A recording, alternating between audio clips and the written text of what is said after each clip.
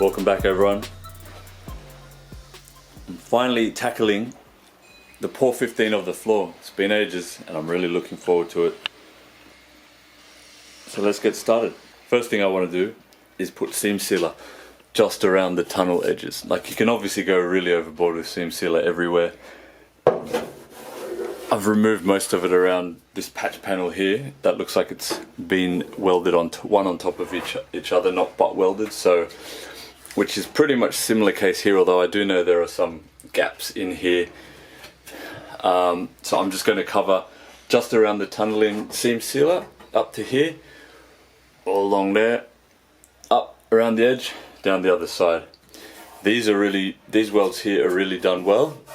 They're flat and smooth, plus I don't want anything thick and rubbery sort of getting in the way of whatever I put here for the handbrake. Handbrake sits up here. The handbrake cable, the handbrake pulley sits up here, so I just want it to be flat and clean and smooth, so if I put something there trim wise or whatever, it's no big issue. Alright, let's get into it.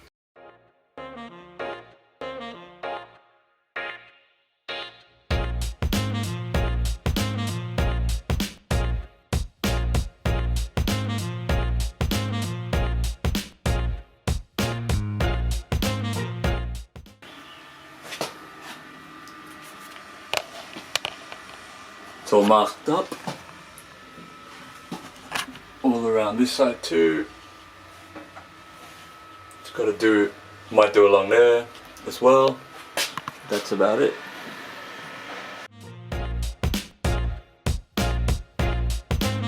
It stinks like shit.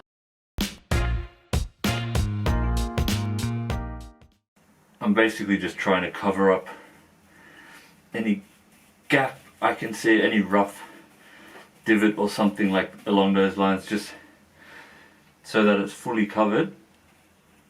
But I don't want to put too much on at all, so I'm really going lightly. I'm not trying to drown the weld ridge in. I'm not trying to drown the weld ridge in this rubbery shit, so I'm just going really light, smoothing it over.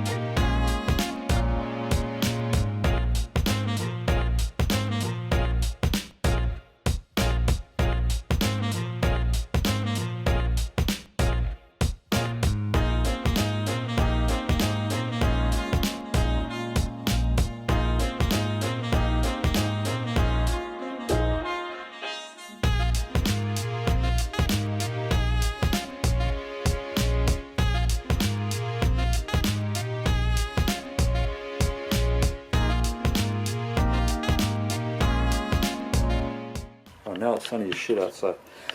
There we go. Just did along there too. I could do along there, but it actually looks pretty good.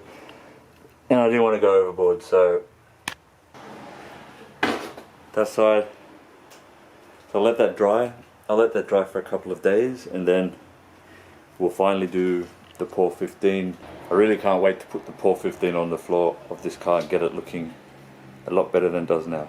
Okay, so it's been 4 days now, I think, 3-4 days, and the seam sealer is looking and feeling nice and dry. So now what I'll do is remove the masking tape, give it one more vacuum, one more rub down with wax and grease remover, and then one more rub down with a sticky tack cloth.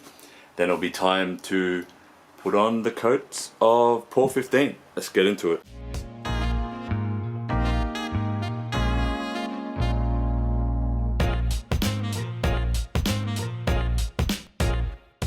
Okay, a little bit of masking up. Good old garbage bag trick over the steering wheel, which I hope no paint goes near anyway. The pedals, which it will go near, but I'll be careful. And just a couple of the little rib nuts around the place.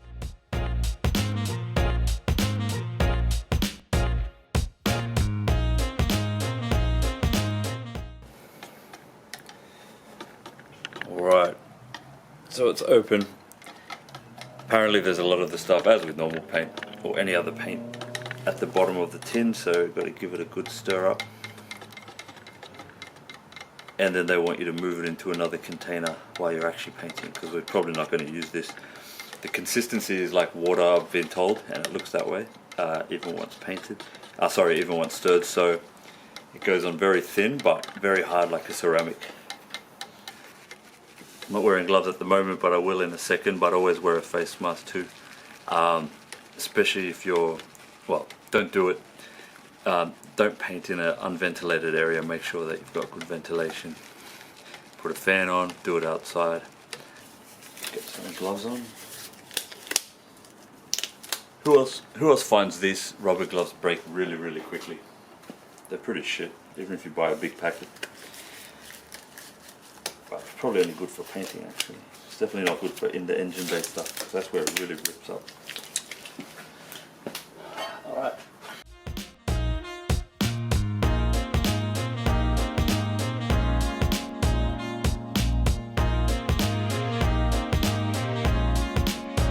Alright, nervous about using this, but let's give it a go.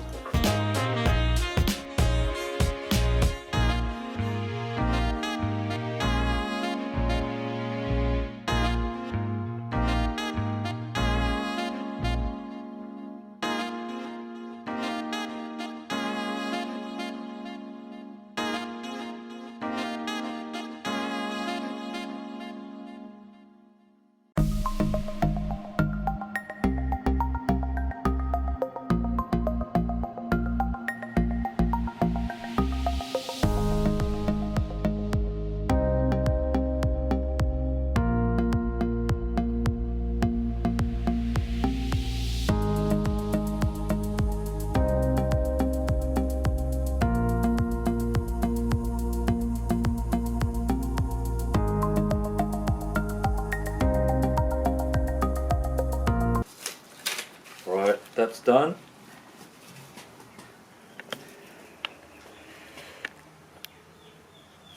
Don't mind the lights, just trying to get a better view of all this in the darkness. Actually, I'll grab one of these without tripping over everything.